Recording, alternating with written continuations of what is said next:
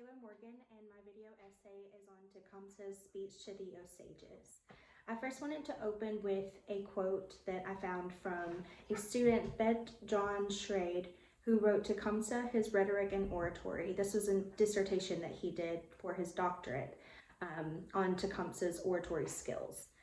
He says, "The rhetoric of Tecumseh had a direct effect upon the shaping of our country's history and its later policies concerning the Indians. Because of the important role Tecumseh played in the early stages of the American Indian movement, it is essential to understand the man behind the issues." The significance of that quote plays a big understanding as we go further into Tecumseh's history, is understanding the context and understanding how he became into the leadership position that he did and what effect he was looking to provide when giving the speech to the Osages. Tecumseh was born in 1768 in what is now modern-day Xenia, Ohio. Unfortunately, his father was murdered by white settlers in 1774, and his mother actually abandoned him at age 7. With all of this considered, the Shawnee tribe chief at the time, Blackfish, actually adopted Tecumseh as his own son. And eventually, even at an early age of 14, he actually fought alongside Blackfish, who at the time was fighting along British soldiers as well during the American Revolution.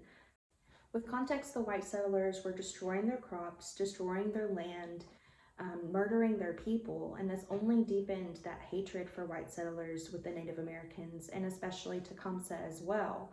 And this would unfold also with context to the War of 1812 slowly coming to fruition.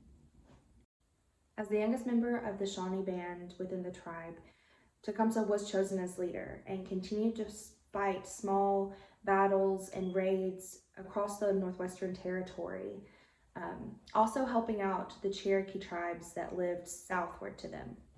A major event that Tecumseh spoke out against and was very verbal with his disdain for was the Treaty of Greenville, which was a treaty passed and signed by peace chiefs of different tribes, and basically where they agreed to give their land over to the white settlers.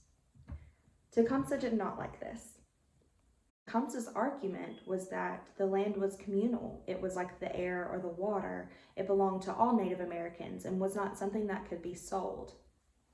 Tecumseh publicly scorned the peace chiefs. He would not recognize the Treaty of Greenville, and shortly after, in 1808, he moved in with his brother in modern-day Indiana, where this is where they started to really spread the ideas that they had as far as unification of Native American tribes. Tecumseh and his brother were traveling across the region, trying to recruit these tribes into joining their cause. I have a quote here from Glenn Tucker, Tecumseh, Vision of Glory.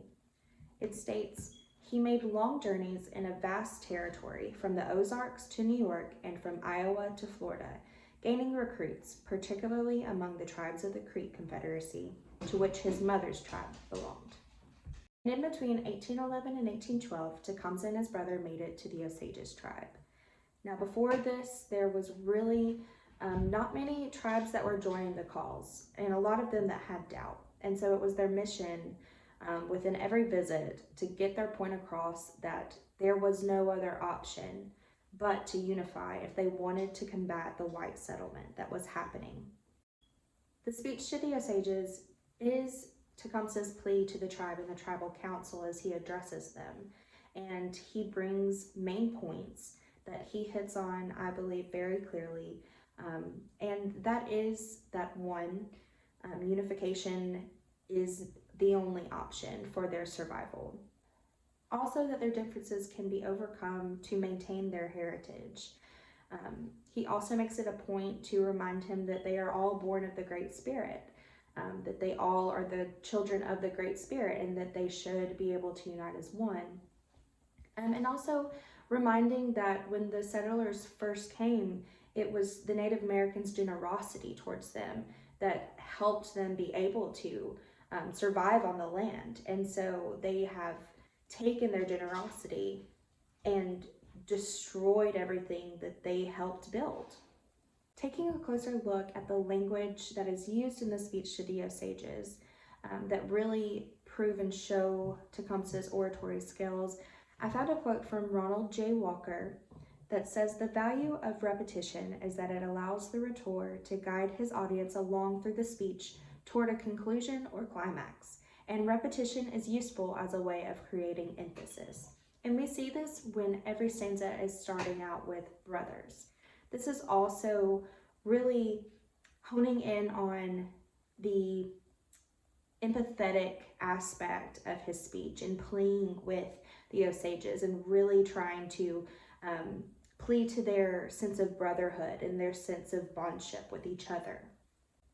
The entire speech, in my opinion, is a call to action, or really a call to urgency. Tecumseh is making it known and brutally truthful within his words of what is to come and what is to happen, and it's prophetic in that sense as well. That everything that he ended up saying that would happen did eventually happen. I think that the overall theme of together we stand, divided we fall, so to speak, is relatable, and I think that it also can be applied in a lot of modern day situations as well. And I think that that is why this speech is so beneficial in our curriculum today.